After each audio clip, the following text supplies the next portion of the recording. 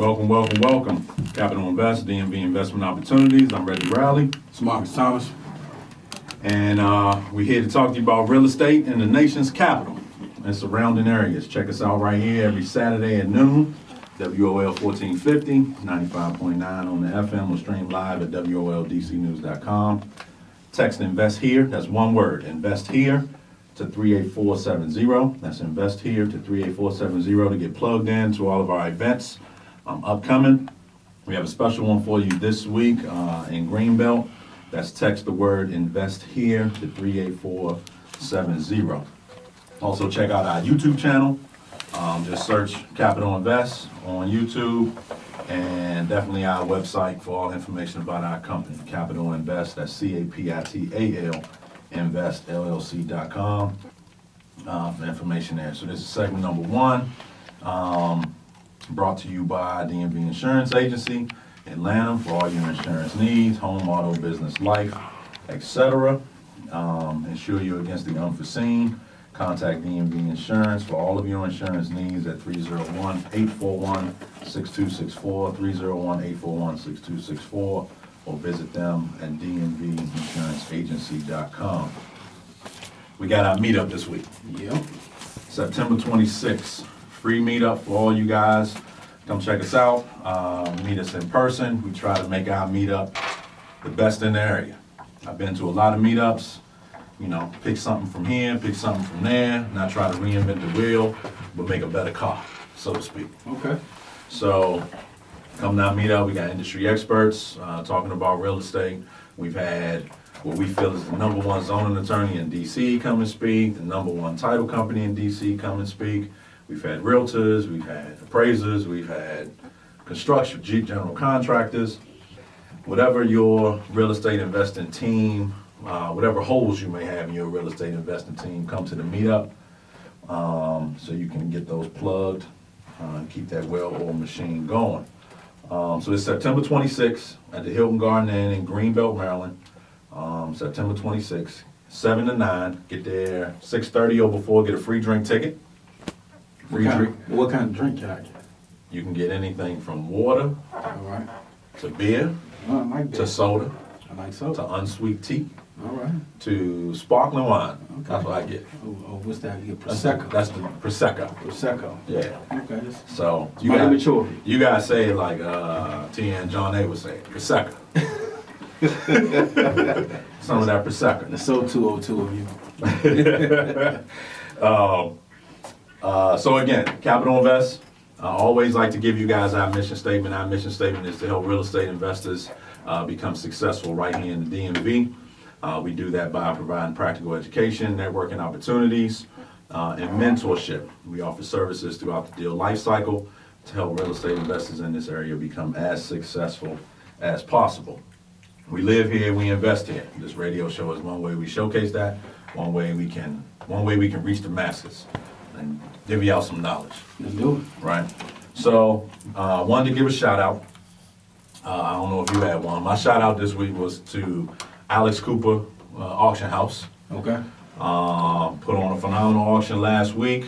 Really helped out a lot of investors on both the buyer side and seller side. Definitely check them out, alexcooper.com. We always talking about getting leads and looking for deals and evaluating deals, and alexcooper.com or auctions is just one way to keep that funnel. Yep. Keep that funnel full of deals. So that's alexcooper.com. They did a great job on an auction we had in DC this following week. Yeah, believe it or not, the auction doesn't always have to be a negative thing. Sometimes it seems, prior to that, I kind of thought it always was. I mean, we've Negative from a seller perspective. on either side. Because I mean, Okay. buyers go and they think everything gets bidded up and they never get a good deal. Or the sellers are selling just to liquidate and they aren't making any money, but it's worked out on both sides, I think. Oh yeah, this one was definitely profitable to both sides of the transaction. Did you have any shout outs this week? None this week. All right, that's cool. All right. Last week, we started talking about if you were starting your real estate investing business right now, what should be your first step? If you were listening, the first step was to find a great real estate agent, Yep. right? And by great real estate agent, what do we mean? Somebody that either understands the market where I want to invest, number one, or is willing to learn how to understand that market, or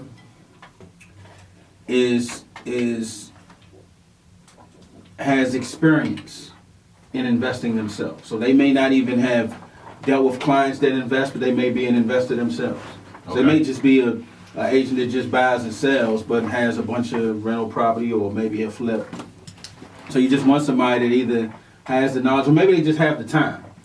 And so you want somebody that has that level of flexibility, that's willing to help you as an investor attain your goals. And so we assuming that all of the normal real estate agent stuff is in place, like they got good customer service, they return your phone calls. 100%. All of that good stuff, right? I mean, the customer service piece, actually, I really don't even care about, honestly.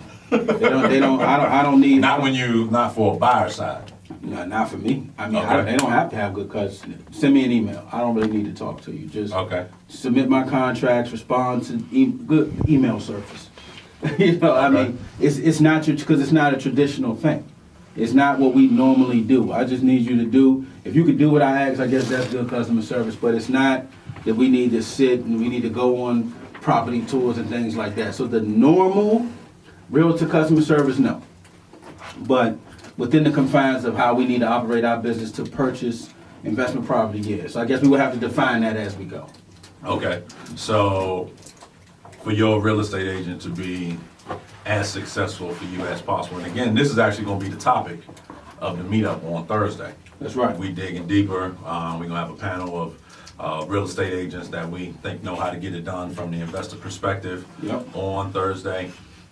So we talk about all of that stuff you said, the customer service, the willingness to learn the market or already know the market, the digging deeper into the market to know the nuances Yep. of that market.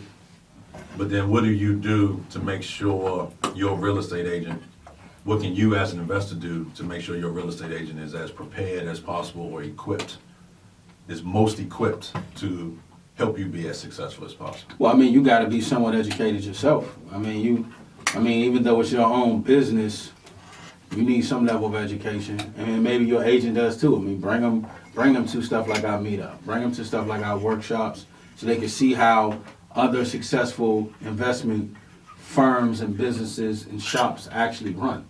Because the core of ours are good realtors. I mean, good buying and selling and good comp running realtors. Mm-hmm. I mean, without, in our case, these ladies and gentlemen, could, for yourself, for example, we wouldn't be able to do what we do. So they need to see what they need to mimic, because all of the successful ones all do the same thing. Like you said, you don't want to reinvent the wheel. You shouldn't do anything opposite of what somebody else is doing that has that level of success, because we all run comps the same way. We all buy at the same price or better. We use neighbor photos. You're the only person that uses neighbor photos. You're the only person that does that. You're the only person that does that. But we are familiar with zoning laws. You know, so your agent needs to know the things that you know, so that before they send you a deal, they can say, hey, I think this is a good one, and here's why, to try to cut down on some of that time for you to make a decision. Right. Because time is of the essence. We're in a competitive market. So with that, so what would you say, so I had an event here last night at the radio station in the conference room. All right. One couple in particular, the young lady was a real estate agent, but the guy was not. Okay. And then there was another guy who posed the question, I'm by myself, how would you recommend I find a good real estate agent? Like how do I find a good real estate agent? And then I got a part two to that question. If I didn't know anybody, how would I find a good agent? Honestly, A good agent for investors, for you, okay? Here's the easiest way. I would reverse engineer it. I would find a house that was a renovation that sold, and I would contact that agent. Okay, Because they're in that business already. okay, And I would see if they're looking for more clients. Now, in that, you need to be prepared to be their client. They're probably going to have a set of criteria that you need to meet to be that client. But that's the shortest path. all right. Then he said, should I become an agent? So before you touch on that, let's take a break, hit these commercials real quick. I'm Reggie Riley, this is Marcus Thomas, Capital Invest, DMV Investment Opportunities. We'll be right back. Capital Invest, DMV Investment Opportunities. You good? Stream live at WOLDCnews.com. As always, text Invest here to 38470.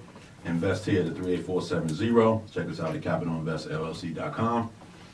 Most importantly, this week, check us out at the meetup on Thursday, September 26th at the Hilton Garden Inn in Greenbelt. We would love to see you there. Topic for this month is my realtor is better than yours. That's right. I'm glad how you laid into this. I like My it. realtor is better than yours. That's right. And it's funny, you see Alex's email yesterday about the pie. Yes. Yeah, man, he is a stone cold idiot, but it was tight.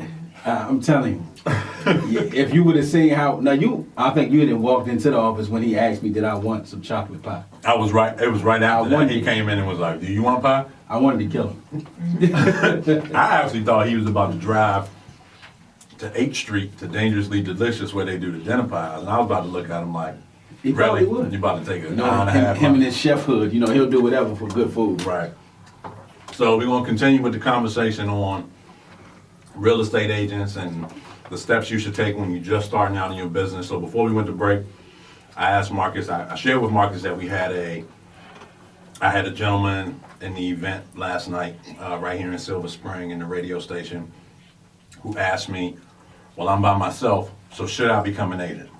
Right. I'm anxious to see if our answers are the same on this. What's your answer? Absolutely not. Absolutely not. Why? I mean, I can even preface it with I used to be an agent. Made a lot of money being an agent. Like I always tell people, I come right under you. Almost everything you do, I've done. And we were doing it at the same time. We were both making a ton of money. And I started flipping and I said, why would I be an agent? Number one, there's laws and restrictions and fiduciary duties and ethics that being an agent and an investor, you're going to really toe the line a little bit. You're going to be pushing it a little bit. You don't want to do that, especially being new, because you're going to be new and you're going to cross some lines that you shouldn't cross where you're not doing anything illegal, but it may very well be unethical because in order to get a deal done. So that's number one. That's the first reason. The second reason, you're going to get in your own way because you're going to be taught things as you're being trained as an agent that totally go against what it takes to be an investor. Okay. The realtor way is not the investor way, because as investors we actually train realtors to be our realtor. So you don't want to then become a realtor first, then try to train yourself as an investor, because you will invest in bad deals. What about?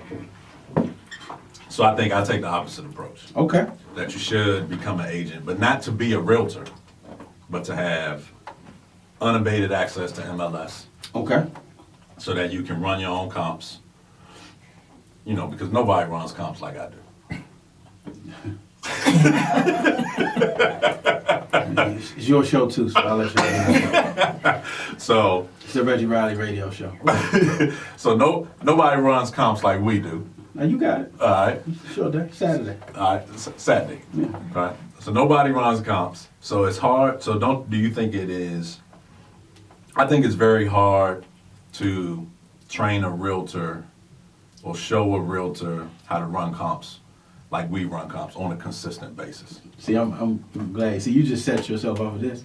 I trained you. I trained you. Nah. So they're not. Are they mutually exclusive? They kind of because you did, but then it was like Yeah, but nah. Yeah. You did train me, but then I had to, I had to go back. But it's the truth. Like you showed me this way, and I said, well, then we got to do it this way. Right. So all right. So going back, being a realtor, I thought it would be beneficial to a one-man shop. Not to list your own property to save a couple dollars, but that could help. yeah.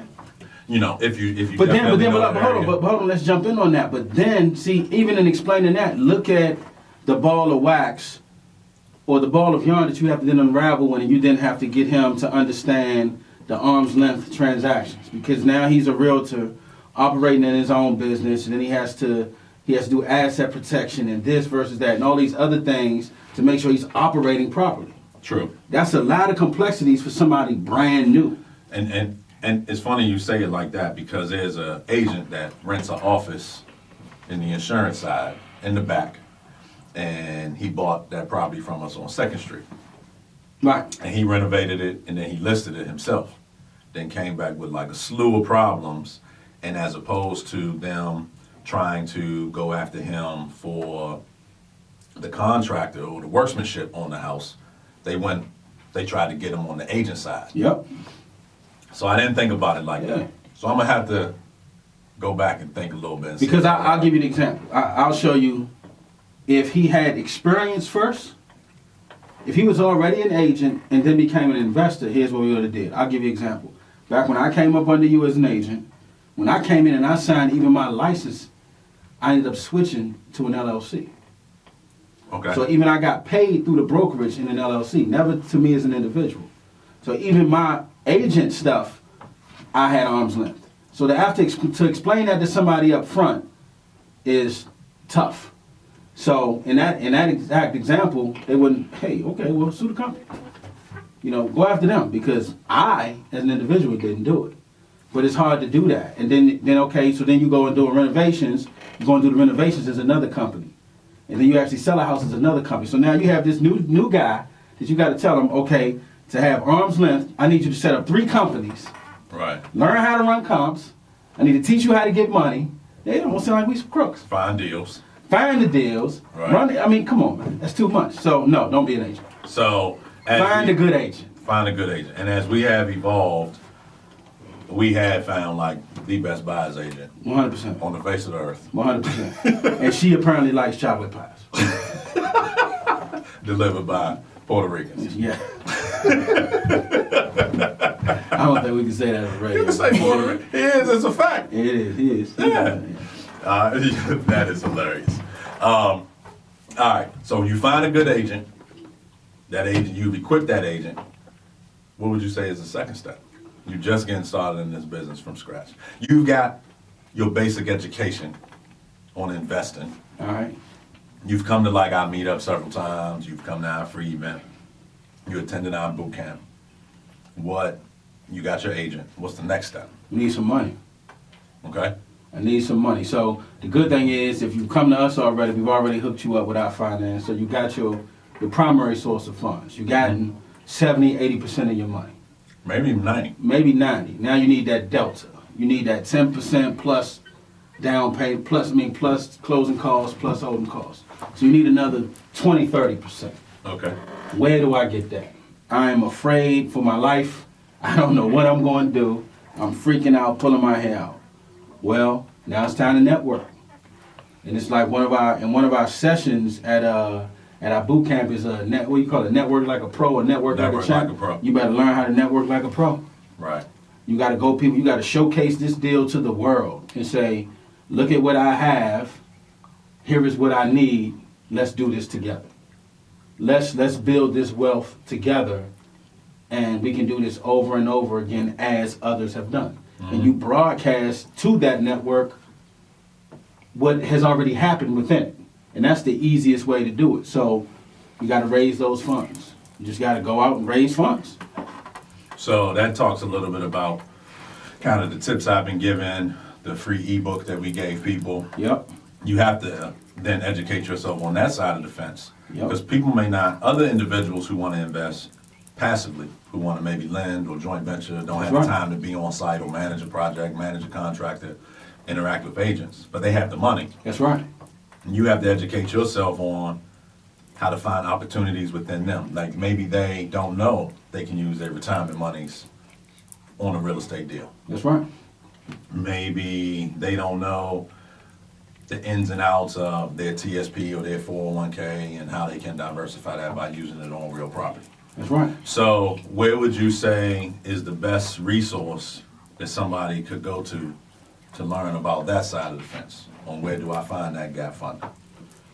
I mean, number one, you start with the people closest to you.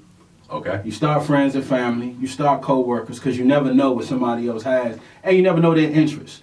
You should start with speaking things into existence and letting people know that you are a real estate investor. Can't be a silent investor. Not Can't be a at all. ninja investor. Not at all. You need to start telling people, hey, it's not that I work at McDonald's, but I'm a real estate investor.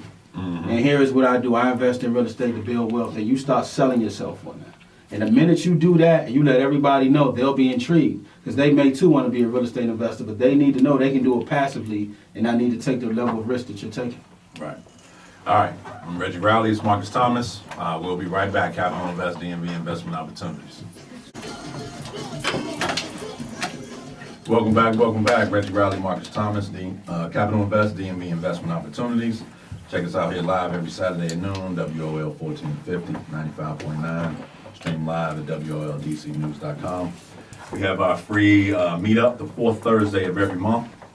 This month it is this week, September 26th at the Hilton Garden Inn in Greenbelt, right by the Fridays in the Cadillac dealership.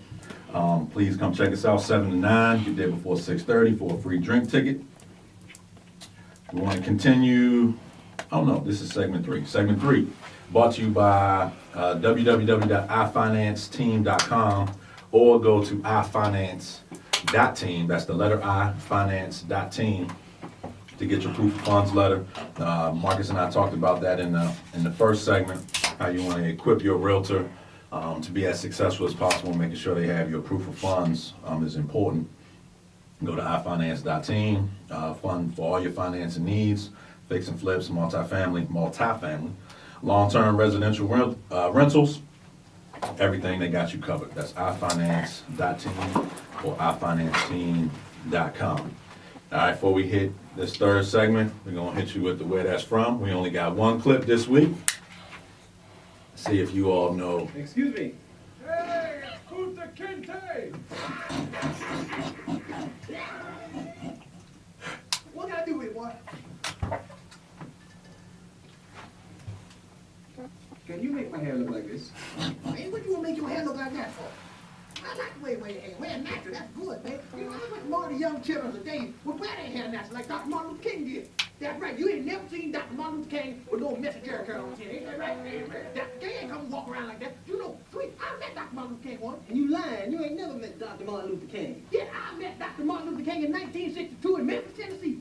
I walked down the street, minding my own business, just walking on, feeling good. I walked around the corner, man woke up, hit me in my chest, right? I fall on the ground, right? And I look up, and Dr. Martin Luther King, I said, Dr. King. He said, oops, I thought you were somebody else. Man, you lying. You ain't never met Martin Luther King. Knocked the wind out of me. Yes, it did. No, it didn't. Yes, he did. No, he did not. That's an easy one. That's an easy one, man. Dr. Martin Luther the King. That's the way to say. Where's the spoon? Yeah. All right. So that's an easy one. If you know the answer, text it to 38470. One of my favorites of all time, man. That is one of my favorites of all time. That's the old Eddie. All right. He was like 8 characters for that scene. I know. That's crazy. All right, so we're gonna hop into a case study or property of the week. Now we want to talk about. Last couple of weeks we've done ones in DC. Yep. Now we're gonna do one in Capitol Heights. Downtown Capitol Heights. Lovely downtown Capitol Heights. People don't even know that there's a downtown Capitol Heights. Yeah, mayor's office and everything. Come on, man. Municipal Code enforcement. Police They own department. police, yeah, probably 3 people on the police department. Lovely downtown Capitol Heights. So this was a property that was actually a new construction in 2006. Yep. It sold to a young lady for about $300,000. So 2006, that was during the boom. I don't know what happened to her financially, because the property was brought to our attention in like 2017. Yep. And she needed a short sale. So an agent that we know knew her, thought it might be a good investment property. I helped him negotiate the short sale. I had to go meet with her several times at her job because we needed a wet signature on a bunch of short sale documents, those different affidavits and what have you.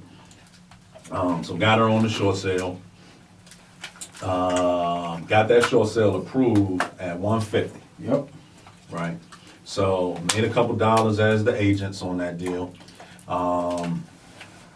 We purchased it we didn't use like primary financing from an institution. We like pooled a few investors together that were interested in getting started in real estate. And so, yeah, we're interested in getting started in real estate. So came up with that. I think we were all in at maybe like 155. Yep. You know, the cost plus closing. And then, so we didn't have holding costs. So we had to get permitted through Capitol Heights, if I'm not mistaken. Oh, Is that- PG County. PG County. And then the basement was unfinished. And I remember she had this, I remember when I first went in that house, dog, she had like big grown lizards, Yeah, she had a iguana. iguana. She had a couple turtles in the basement. Yep. She had a tortoise. She had tortoise eye. Yeah, there you go. Multiple tortoises.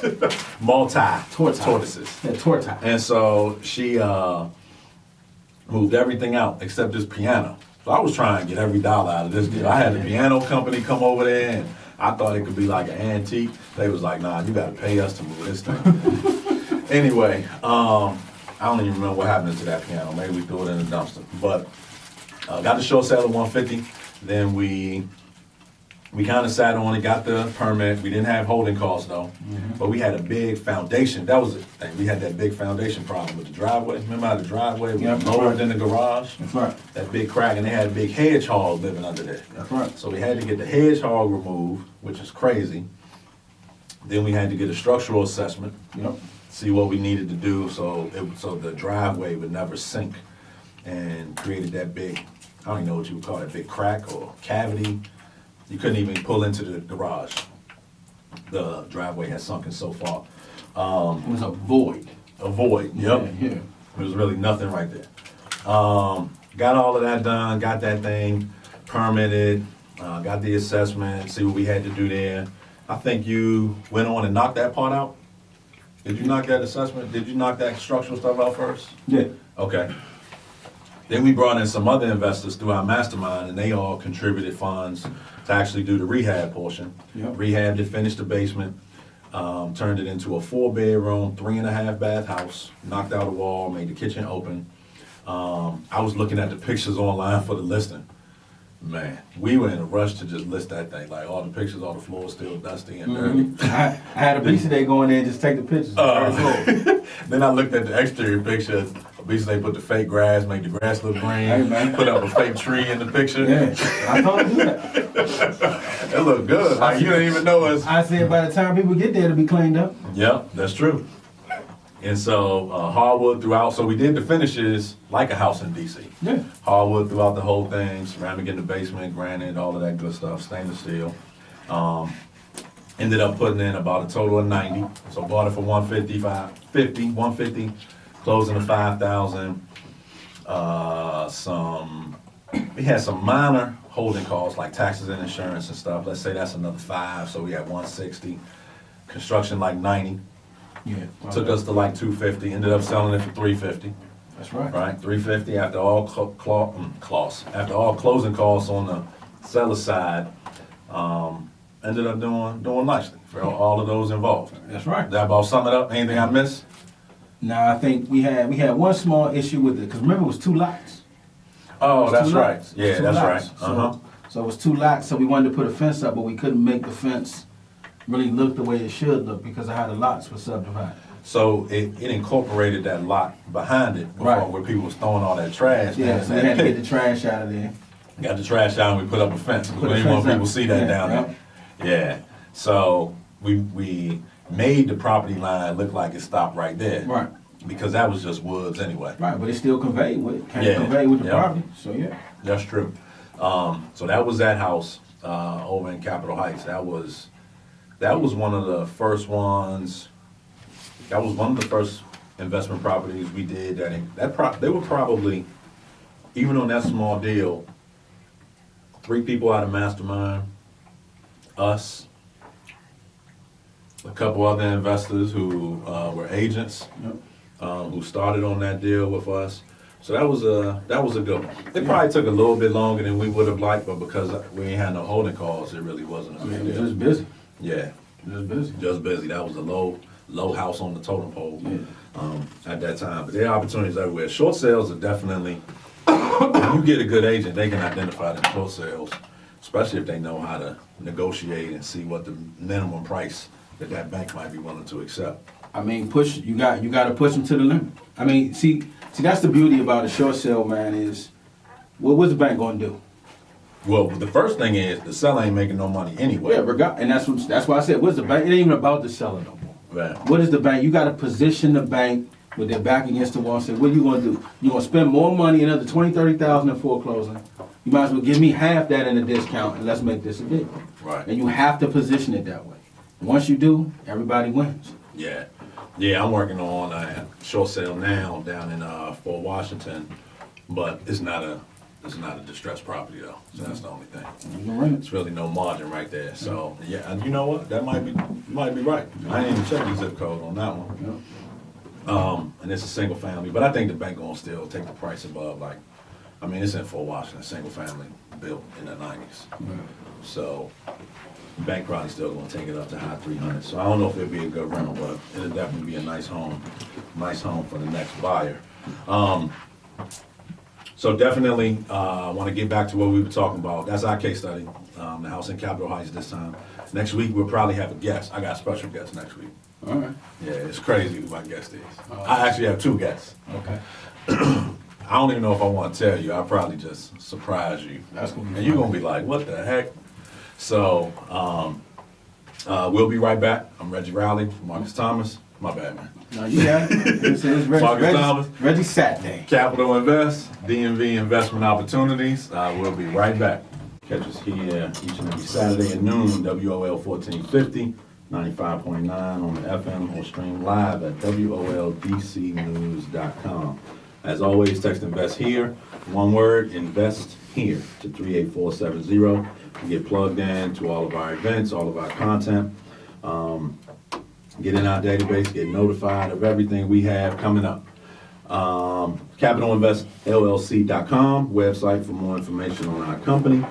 But most importantly, we have our meetup this week, September 26th, in Greenbelt, Maryland, at the Hilton Garden Inn. You can go to meetup.com and just search for Capital Invest. That's CAPITAL, Capital with two L's, with two A's, Capital Invest.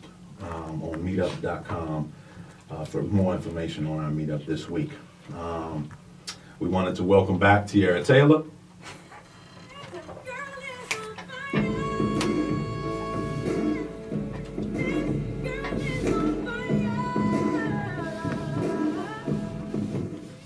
Thank you. So it's again the Demolition Diva Tiara Taylor with your Millionaire Taylor to You tip of the week.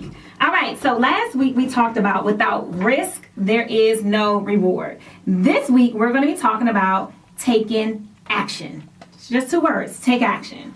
And so oftentimes as real estate investors, agents, we always sit there and talk about what we want to do, or people that are aspiring to be agents or investors, they talk about what they want to do. They come up with this plan. So it's important for you to have a plan. It's important for you to make sure that your plan is measurable, each one of your goals. But once you've done that and you've gone to like different networking events and you met all these people, you drove for dollars, you implemented all the things that we've talked about on DMV opportunities, now it's time to like take action. Every accomplishment starts with action. So the goal for this week is to figure out how are you going to use all of the information, the knowledge and the resources that you've been given to actually just do it. Now it's time just to get it done. No more talking about it. Now it is time to do it. Simple. Plain and simple. Take action. I love it. Love it? Love it. I love it. I like more of it. Good job. Love it. I like more of it. You got to do it. You got to. I mean, that's one of the pivotal things that we've talked about. The different when we go to these different events and we walk in a room, and I can tell you all the time, I can cut off this half, they'll never do anything. Then this other half, I can tell you they're gonna, depending on how they respond, I can tell you half of them of what they may make a phone call, but you'll never see their face again. So now you got 25% of the people left. Some of them are going to be so afraid they're going to react based on what everybody else does. So then you may be left with maybe, what's that, 12.5% that will ever do something But most of them won't even do what they really came to do, because they only did it because somebody else did. So you're really only left with maybe, 2 to 5% of people that actually take action. That's what really breeds real success, is the action takers. We need to figure out how to put that on a t-shirt with that 2 to 5%. Are you a 2%er? Are you a 2%er? It's actually the 1% thing. We can talk about that. The one, okay. Yeah. All right. Want to hit you guys off with the train horn money tip of the week. Sponsored by Protected Construction, specializing in full there we go.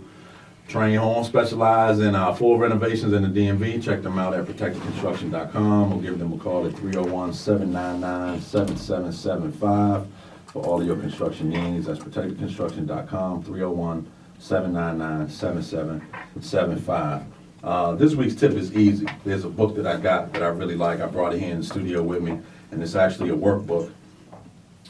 I like workbooks. The Financial Planning Workbook, 2019, 4th edition.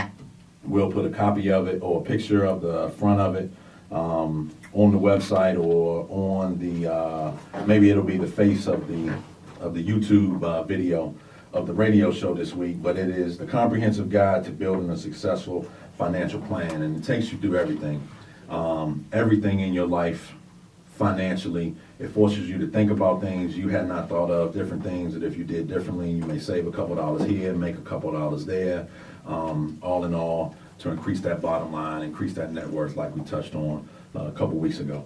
So again, the book is the Financial Planning Workbook, 2019, 4th edition, Comprehensive Guide to Building a Successful Financial Plan.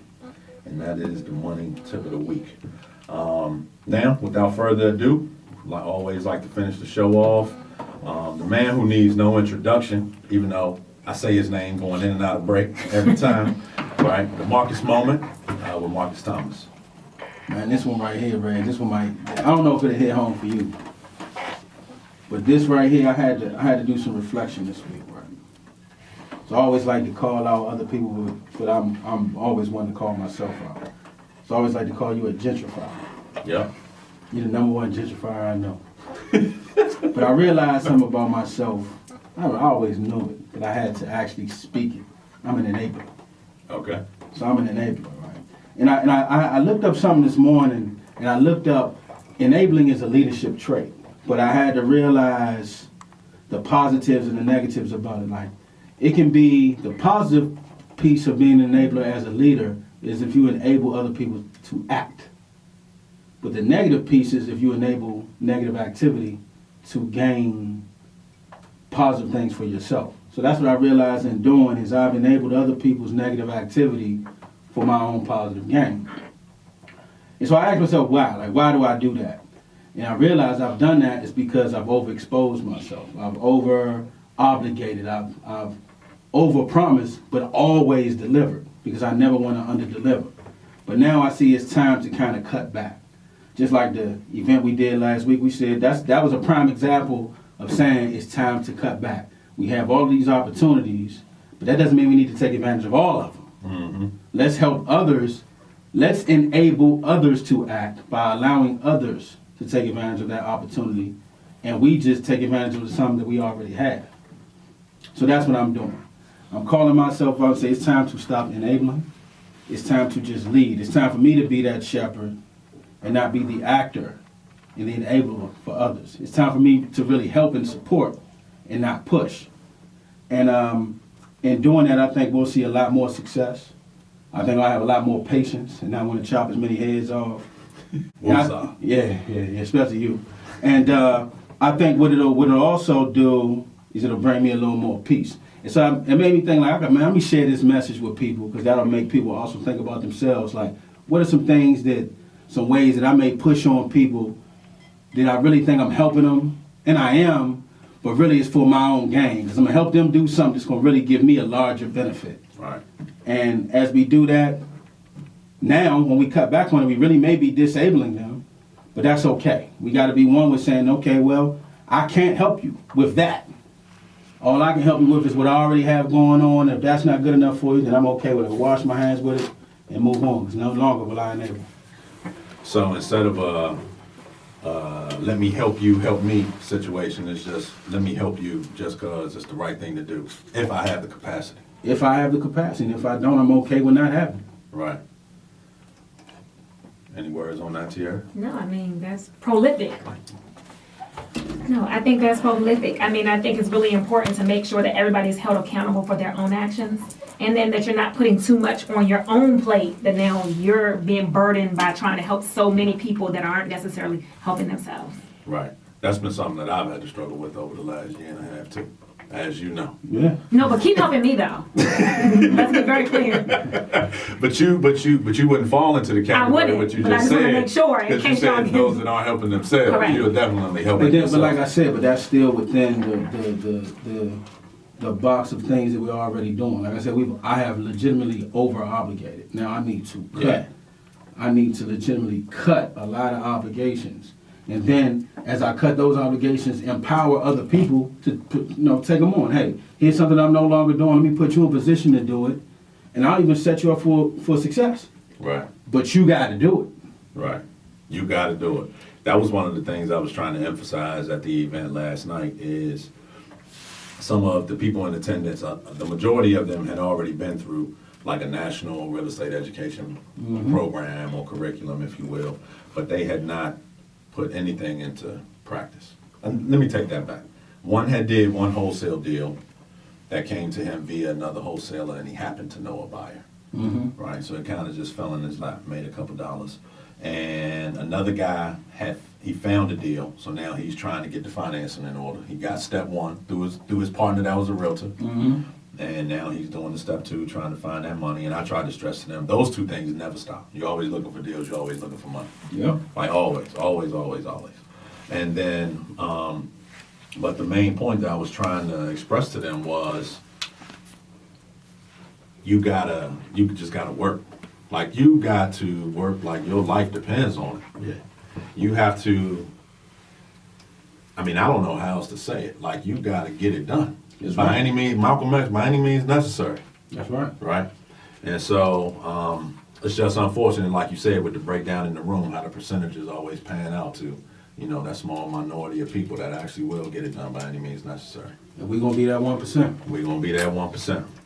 Well, that's all our time, folks. I'm Reggie Riley. It's Marcus Thomas. That's Tierra Taylor.